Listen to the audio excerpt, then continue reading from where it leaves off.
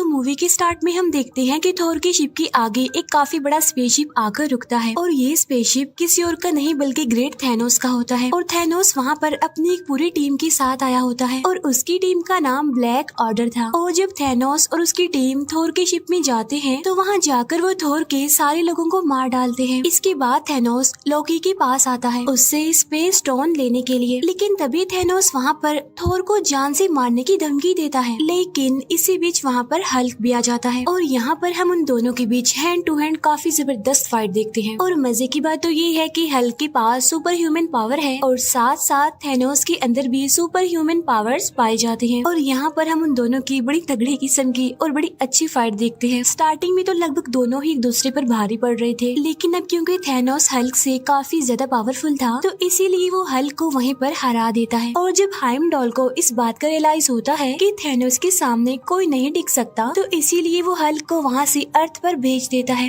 लेकिन जब थैनोस उसे ऐसा करते देखता है तो उसे बहुत गुस्सा आता है, इसीलिए वो हाइमडॉल को वहीं पर ही मार डालता है। और इसके बाद थैनोस थोर को भी जान से मारने की कोशिश करता है, जिस पर लोकी उसे कहता है कि इसे छोड़ दो और इसके बदले में मैं तुम्हें स्पेस स्टोन देने के लिए तैयार हूँ। और फिर लोकी थैनोस को वो स्पेस स्टोन दे ही देता है, लेकिन थैनोस तो यहाँ पर भी चीटिंग करता है और वो लोकी को जान से मार डालता है। अब इस बात की वजह से थोर को काफी गुस्सा भी आता है और उसे काफी बुरा भी लगता है, लेकिन अब क्योंकि उसके हाथ पैर बांधे गए थे इसीलिए वो तो कुछ भी नहीं कर सकता था। इसके बाद थैनोस अपने थर्ड स्टोन को हासिल करने के लिए उस शिप से चला जाता है, लेकिन जाते जाते वो इस शिप को काफी बुरे तरीके से एक्सप्लोड कर देता है। अब क्योंकि पूरे स्पेस में ही वो शिप डिस्ट्रॉय हो चुका था इसीलिए थोर भी वही स्पेस में फ्लाई कर रहा होता है। लेकिन ठीक उसी टाइम पर वहाँ गार्डियंस ऑफ द गैलेक्सी की टीम पहुँच जाती है और जब वो थोर को उस स्पेस में उड़ता हुआ देखते हैं तो वो उसे अपने शिप में ले आते हैं। वहाँ पर मेंटिस होती है जिसके पास किसी का भी माइंड पढ़ने की एबिलिटी होती है और जब वो थोर के सर पर अपना हाथ रखती है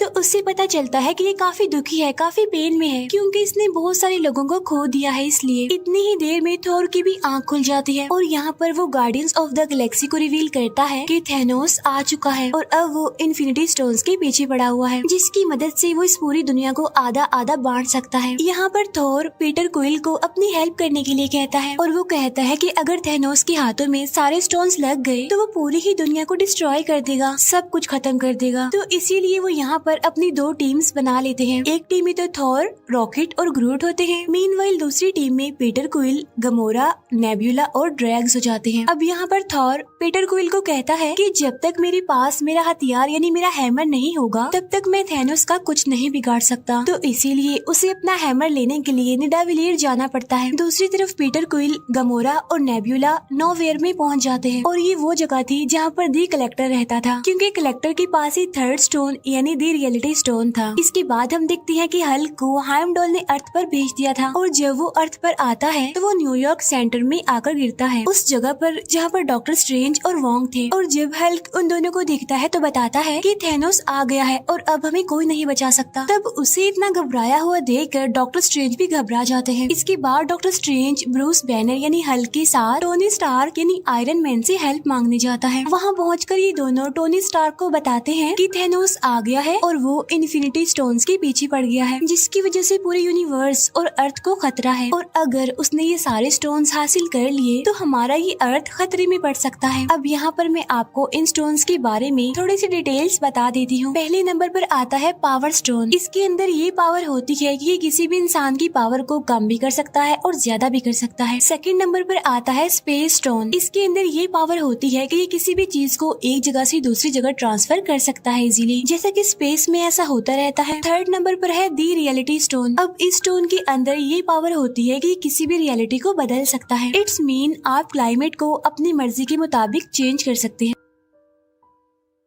नंबर 4 पर आता है दी टाइम स्टोन और ये वाला स्टोन डॉक्टर स्ट्रेंज के पास होता है। इस स्टोन में ये पावर होती है कि ये अपनी मर्जी से टाइम को आगे पीछे कर सकता है। 5वें नंबर पर आता है दी सोल स्टोन। इसमें ये पावर होती है कि ये किसी भी इंसान की सोल का कंट्रोल हमारे हाथ में दे देती है, यानी कि हम जो भी चाहें उस सोल से करवा सकते हैं। छठा और लास्ट स्टोन है दी माइंड स्टोन। इस स्टोन में ये पावर होती है कि ये किसी के भी माइंड को कंट्रोल कर सकता है और ये किसी भी इंसान को टेलीकिनेटिक पावर दे सकती है, जो कि किसी भी सामान को हवा हवा में एक जगह से दूसरी जगह उड़ा सकता है। अब ये सारी तो हो गई इन स्टोन्स की डिटेल्स। इन सारे स्टोन्स को हासिल करके थैनोस इस पूरी दुनिया में बैलेंस बनाना चाहता है। वो चाहता है कि अब जितने भी प्लैनेट्स हैं उन पर जितनी ज्यादा ह्यूमैनिटी बढ़ गई है उन सबको आधा आधा बांट दिया जाए, जिससे कि रिसोर्सेज उन सभी लोगों को पूरी तरह से मिल सकेंगे और इससे पूरी दुनिया में बैलेंस भी बना रहेगा। अब यहाँ पर थैनोस आधी ह्यूमैनिटी को खत्म करने की बात कर रहा था और यही वजह है कि वो इन इन्फिनिटी स्टोन्स को हासिल करने के लिए पागल है। और जब ये सारी बात टोनी स्टार्क को पता चलती है कि थैनोस इस पूरे यूनिवर्स में से आधी पॉपुलेशन को खत्म करना चाहता है, तो वो सोचता है कि क्यों ना इन 6 स्टोन्स में से एक को डिस्ट्रॉय कर दिया जाए। तो इसीलिए वो डॉक्टर स्ट्रेंज को कहता है जो टाइम स्टोन आपके पास है क्यों ना हम उसे डिस्ट्रॉय कर दें, ताकि थैनोस कभी भी अपने इस मिशन में कामयाब ना हो सके। तब ये सुनकर डॉक्टर स्ट्रेंज कहते हैं कि मैं मरते दम तक इस टाइम स्टोन की प्रोटेक्शन करता रहूंगा, इसीलिए मैं कभी भी इसे डिस्ट्रॉय होने नहीं दूंगा। तब यहाँ पर वो सोचते हैं कि विजन के पास भी माइंड स्टोन है और अगर हम उस स्टोन को डिस्ट्रॉय कर दें तो थैनोस वो कभी भी नहीं कर पाएगा जो वो करना चाहता है। तो इसीलिए वो फौरन विजन से कांटेक्ट करने की कोशिश करते हैं। लेकिन यहाँ पर हमें पता चलता है कि विजन ने अपना ट्रांसपोर्टर बंद किया हुआ है, क्योंकि उधर एवेंजर्स की टीम 2 हिस्सों में बढ़ चुकी थी। एक टीम तो आयरन मैन के साथ थी जबकि दूसरी टीम कैप्टन अमेरिका के साथ थी और इसी वजह से वो लोग विजन से कांटेक्ट नहीं कर पाते। तभी वहाँ पर ब्रूस बैनर यानी हल्क टोनी स्टार्क को कहता है कि शायद कैप्टन अमेरिका को विजन के बारे में पता होगा, तो इसीलिए तुम उसे कॉल करके उसकी लोकेशन का पता करवाओ। जिस पर टोनी स्टार्क कहता है कि ना भाई ना, मेरी तो उसे जरा भी नहीं बनती, मैं उससे बिल्कुल बात नहीं करता। जिस पर ब्रूस बैनर उसे कहता है कि लगता है तुम्हें अभी पता नहीं है कि हमारा पाला किससे पड़ने वाला है, चलो मेरी बात मानो और जल्दी से उसे कॉल करो। और तभी अचानक से उन्हें वहाँ पर किसी चीज की आवाज सुनाई देती है और जब ये लोग विंडो से बाहर देखते हैं तो वहाँ पर उन्हें बहुत ही बड़ा शिप न्यूयॉर्क पर आता हुआ दिखाई देता है। तब ये देखकर वो समझ जाते हैं कि मुसीबत हमारे सर पर आ चुकी है। अब इस स्पेसशिप के बारे में स्पाइडरमैन को भी पता चल जाता है और वो भी वहाँ उस शिप को देखते हुए अपनी स्कूल बस से निकलकर वहाँ से भाग जाता है और उस शिप के पीछे लग जाता है। और तभी हम देखते हैं कि उस शिप में से 2 लोग निकल कर आते हैं। उनमें से एक का नाम होता है इबोनी और एक का नाम होता है ऑब्सीडियन। इबोनी के पास टेलीकिनेटिक पावर्स होती हैं जो कि किसी भी चीज को बगैर टच किए एक जगह से दूसरी जगह उठा सकती है और फेंक सकती है। और जो ऑब्सीडियन होता है उसके अंदर बहुत सारे सुपर ह्यूमन पावर्स होती हैं। अब क्योंकि उन्होंने टाइम स्टोन को प्रोटेक्ट करना था तो इसीलिए उन लोगों के बीच यहाँ पर फाइट होती है। अब यहाँ पर बहुत इंटरेस्टिंग सीन हम देख पाते हैं जब टोनी स्टार्क अपना आयरन मैन मार्क 50 प्रेस करते ही पूरी तरह नैनो पार्टिकल्स के सूट में कन्वर्ट होते हुए दिखाया जाता है और वो एक ही बार में इबोनी की तरफ से किए गए वार को रोक लेता है। अब यहाँ पर भी उन लोगों के बहुत अच्छे फाइट के सीन्स हमें देखने को मिलते हैं। अब क्योंकि इबोनी पावरफुल था, उसके पास टेलीकिनेटिक पावर्स थी,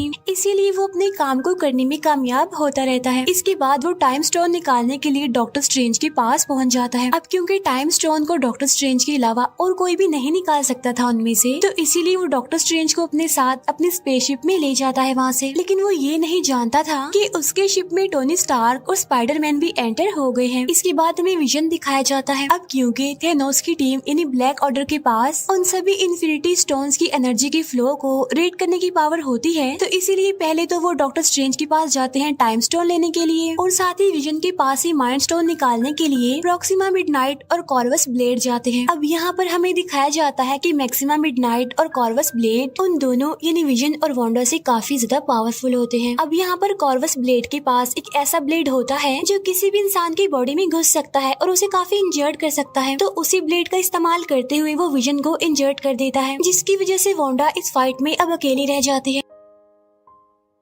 इसीलिए वो दोनों वांडा पर भारी पड़ने लगते हैं। लेकिन तभी वहाँ पर दी कैप्टन अमेरिका आ जाते हैं और वो वहाँ आकर फैल्कन और साथ ही नताशा यानी ब्लैक विडो की हेल्प से उन दोनों को हराने में कामयाब हो जाते हैं। और जब ये तीनों उन दोनों को मारने ही वाले होते हैं तो वो दोनों यानी प्रॉक्सिमा मिडनाइट और कॉर्वस ब्लेड एक पोर्टल ओपन करके वहाँ से भाग जाते हैं। अब क्योंकि विजन काफी बुरे तरीके से इंजर्ड हो गया था, तो वो सब ये डिसाइड करते हैं कि वो ब्लैक पैंथर की हेल्प लेंगे विजन को फिर से रिकवर करने के लिए। इसके बाद सीन शिफ्ट होकर गार्डियंस ऑफ द गैलेक्सी की तरफ आता है, जहाँ पर कमोरा और पीटर क्विल बातें करते हुए आगे बढ़ रहे हैं। यहाँ पर कमोरा पीटर को बताती है कि काफी सालों पहले की बात है कि जब थैनोस हमारे प्लेनेट पर भी आया था और उसने हमारे प्लेनेट के आधे लोगों को मार दिया और उन लोगों में मेरी मदर भी शामिल थे। लेकिन इस बार थैनोस को मैं ऐसा करने नहीं दूंगी और मेरे पास एक सीक्रेट है जिसकी वजह से मुझे लेने के लिए थैनोस यहाँ पर जरूर आएगा। और वो पीटर को कहती है कि तुम्हें मुझसे प्रॉमिस करना होगा कि अगर मुझे थैनोस अपने साथ ले जाने की कोशिश करे तो तुम्हें मुझे जान से मार देना होगा। अब हालांकि पीटर क्विल ऐसा करना तो नहीं चाहता था, लेकिन फाइनली वो कामोरा से प्रॉमिस कर लेता है और इसके बाद वो सीधा चले जाते हैं नोवेयर पर, यानी जहाँ कलेक्टर रहता था। वहाँ पहुँचकर उन्हें पता चलता है कि थैनोस उसे मारने की धमकी देता है और कहता है कि अगर तुमने मुझे द रियलिटी स्टोन नहीं दिया तो मैं तुम्हें जान से मार डालूंगा। लेकिन वहाँ पर कामोरा आकर थैनोस को मार डालती है। लेकिन यहाँ पर हमें पता चलता है कि थैनोस तो उनसे पहले ही वहाँ पर आ गया था और उसने कलेक्टर से द रियलिटी स्टोन भी ले लिया था। और जो ये अभी हमने देखा था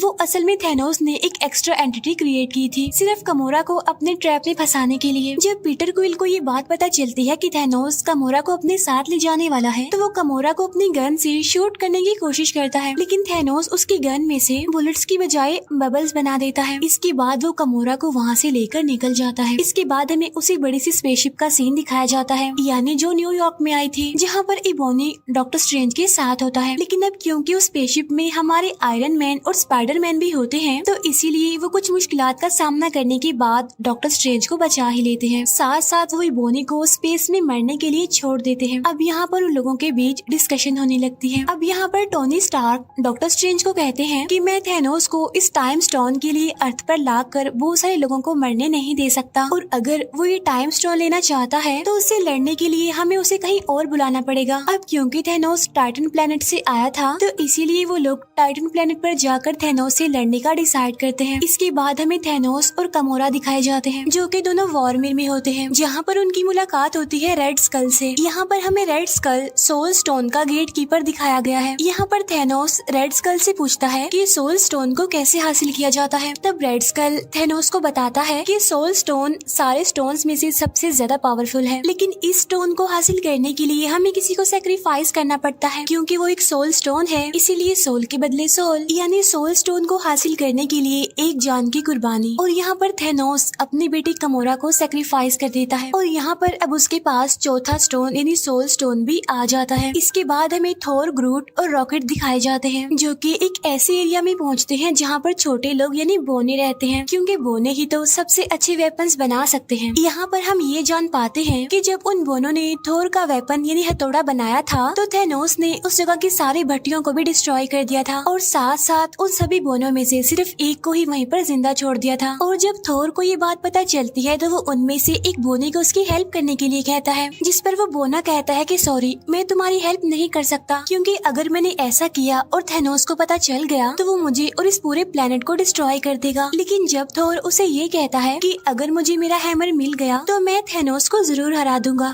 तब ये बात सुनकर फाइनली वो बोना थोर की हेल्प करने के लिए एग्री हो जाता है।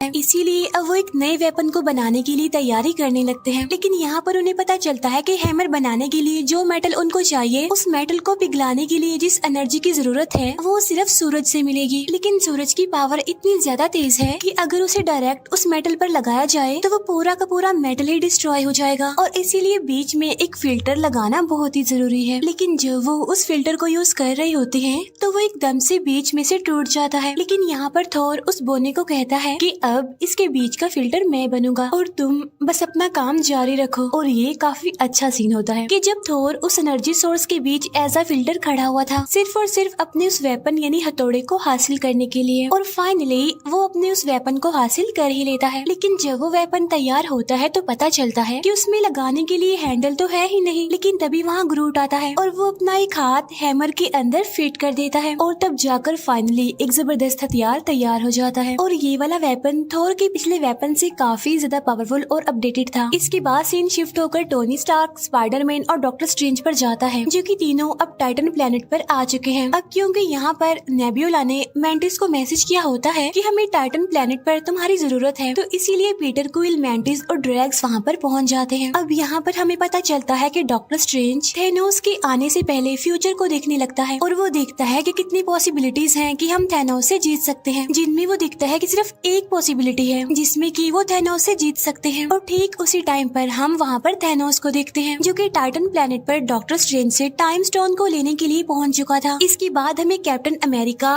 विजन, ब्रूस बैनर और वोंग दिखाए जाते हैं जो कि विजन के साथ वकांडा पहुँच जाते हैं, जिन्हें लीड करने वाला कोई और नहीं बल्कि ब्लैक पैंथर था। यहाँ पर हमें पता चलता है कि वो सब माइंड स्टोन को डिस्ट्रॉय करने के लिए यहाँ पर आए हैं। और तभी वहाँ पर शूरी जो कि ब्लैक पैंथर की सिस्टर होती है वो उन सबसे कहती है कि हाँ, मैं माइंड स्टोन को विजन से अलग तो कर सकती हूँ, लेकिन मुझे ऐसा करने के लिए टाइम चाहिए। तब वो लोग कहते हैं कि ठीक है, हम यहाँ पर आने वाली बाकी ब्लैक ऑर्डर टीम से मुकाबला करेंगे, तब तक तुम विजन से माइंड स्टोन को निकालने की कोशिश करो। और तभी हम जान पाते हैं कि थैनोस की पूरी ब्लैक ऑर्डर टीम विजन से उस माइंड स्टोन को हासिल करने के लिए वहाँ पर पहुँच जाती है, जिन्हें लीड कर रहे थे प्रॉक्सिमा मिडनाइट, कॉर्वस ब्लेड और ऑब्सीडियन। वहाँ उन तीनों की प्रेजेंस को देखते हुए उन सभी अवेंजर्स को ये लग रहा था कि उनका पलड़ा भारी है, लेकिन वहाँ पर ब्लैक पैंथर एक बहुत ही बड़ा डोम बना देता है, जिसकी मदद से उन सभी के ऊपर एक प्रोटेक्शन का जैसे एक सर्कल बन जाता है। लेकिन जब उन्हें ये पता चलता है कि ब्लैक ऑर्डर की टीम की तादाद काफी ज्यादा है और वो किसी भी टाइम पीछे के दरवाजे से आकर विजन पर हमला कर सकते हैं, तब फाइनली वो डिसाइड करते हैं कि हम सामने के दरवाजे को थोड़ा सा खोल देंगे, जिसमें से उस पूरी की पूरी ब्लैक ऑर्डर टीम हमारे सामने आएगी। इस तरह से हम उन्हें लड़ाई करने में बिजी रखेंगे और तब तक शूरी विजन से उस माइंड स्टोन को निकाल देगी। इसके बाद सामने का वो दरवाजा खोल दिया जाता है, जहाँ पर पूरी की पूरी ब्लैक ऑर्डर टीम उन सभी अवेंजर से लड़ने लगती है। यहाँ पर हम ये जान पाते हैं कि हल्क अपने असली रूप में आना ही नहीं चाहता, क्योंकि ब्रूस बैनर हल्क वाले रूप में तभी आता था जब उसे किसी से लड़ाई करनी पड़ती थी, वरना मोस्टली वो ब्रूस बैनर के रूप में ही रहता है। इसके अलावा ये भी कहा जाता है कि अब वो थैनोस से बहुत ज्यादा डरने लग गया था और ये वजह भी थी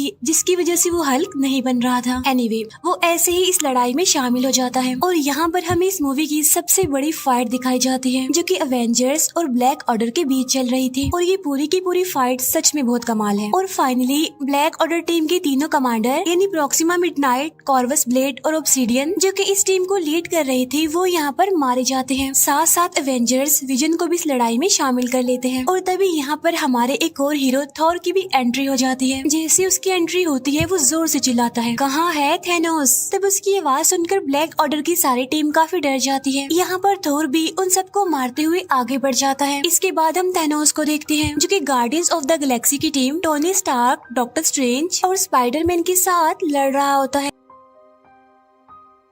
अब हालांकि वो लोग थैनोस को काबू करने और उसके हाथ से गोल्ड आर्मर निकालने की काफी कोशिश करते हैं, लेकिन थैनोस तो इतना ज्यादा पावरफुल होता है कि वो सभी को मारना शुरू कर देता है। किसी को भी वो अपने आगे टिकने नहीं दे रहा था। लेकिन इस फाइट के बीच एक टाइम ऐसा भी आता है जब वो पूरी टीम थैनोस को पकड़ ही लेती है और स्पाइडरमैन उसके हाथ से वो गोल्ड आर्मर निकालने की कोशिश करता है। लेकिन यहाँ पर पीटर क्वाइल एक काफी बड़ी गलती कर देता है। वो थैनोस के पास आकर उससे पूछता है कि तुमने गमोरा का क्या किया, और वो थैनोस के मुंह पर अपनी गन और पंच से मारना शुरू कर देता है, जिसकी वजह से थैनोस फिर से होश में आ जाता है और वो फिर से अपना गोल्ड आर्मर पहनकर उन सबको मारने लगता है, उन पर भारी पड़ने लगता है। अब यहाँ पर हम एक और बड़ी जबरदस्त फाइट देखते हैं जहाँ पर हमारे टोनी स्टार्क यानी आयरन मैन थैनोस से लड़ रहे होते हैं। अब आयरन मैन का ये सूट काफी पावरफुल था, इसीलिए उनके बीच एक जबरदस्त टेक्निकल फाइट चलने लगती है। अब हालांकि यहाँ पर थैनोस की बॉडी से खून का सिर्फ एक ड्रॉप निकलता है, लेकिन इस वजह से उसे इतना ज्यादा गुस्सा आ जाता है कि वो टोनी स्टार्क को उसी के ब्लेड से काफी इंजर्ड कर देता है और उसे जान से मारने लगता है। लेकिन तब डॉक्टर स्ट्रेंज थैनोस को कहता है कि तुम इसे मत मारो, तुम इसे छोड़ दो, और अगर तुम इसे छोड़ दोगे तो मैं टाइम स्टोन तुम्हें दे दूंगा। अब हालांकि यहाँ पर टोनी स्टार्क डॉक्टर स्ट्रेंज को ऐसा करने से मना करता है, लेकिन यहाँ पर टोनी स्टार्क यानी आयरन मैन की जान बचाने के लिए डॉक्टर स्ट्रेंज को ये सैक्रिफाइस करना ही पड़ता है और अपना टाइम स्टोन थैनोस को दे देता है। और जैसे ही थैनोस को उसका 5वां स्टोन मिलता है तो वो खुशी से दहाड़ने लगता है। इसके बाद वो स्पेस स्टोन को यूज करते हुए वहाँ से निकल जाता है और सीधा वहाँ से पहुँचता है अर्थ पर यानी वकांडा में, जहाँ पर पहले ही ब्लैक ऑर्डर और एवेंजर्स के बीच फाइट चल रही थी। उधर विजन और वांडा के बीच डिस्कशन चल रही होती है। यहाँ पर विजन वांडा को कहता है कि अगर थैनोस यहाँ पर आकर मुझे जान से मारकर माइंड स्टोन लेगा तब भी मैं मर जाऊंगा, और अगर तुम ये स्टोन निकाल दोगी तब भी मैं मर जाऊंगा, तो क्यों ना तुम ही स्टोन को निकाल कर मुझे आजादी दो। इसके बाद इस माइंड स्टोन को डिस्ट्रॉय कर दो, जिससे होगा ये कि थैनोस जो करना चाह रहा है वो उसमें नाकामयाब हो जाएगा। अब यहाँ पर वांडा ना चाहते हुए भी विजन के सर से वो माइंड स्टोन निकालने की कोशिश करती है और फाइनली वो उस माइंड स्टोन को निकालने में कामयाब भी हो जाती है। लेकिन जैसे ही वो उसे डिस्ट्रॉय करने लगती है तो वहाँ पर थैनोस आ जाता है, जो यहाँ पर आकर टाइम को रिवर्स करता है, यानी टाइम को पीछे कर देता है। यानी उस टाइम में जब वो माइंड स्टोन विजन के सर पर लगा हुआ था और वो विजन के सर से माइंड स्टोन ले लेता है और उसे अपने गोल्ड आर्मर में पहन लेता है। अब यहाँ पर थैनोस वो सारे स्टोन्स ले चुका था, लेकिन तभी वहाँ पर थोर आ जाता है और वो अपने हैमर को थैनोस पर दे मारता है। लेकिन यहाँ पर थैनोस थोर से कहता है कि थोर, तुमने गलती कर दी, तुम्हें इस हैमर को मेरे सर पर मारना चाहिए था। और तभी यहाँ पर थैनोस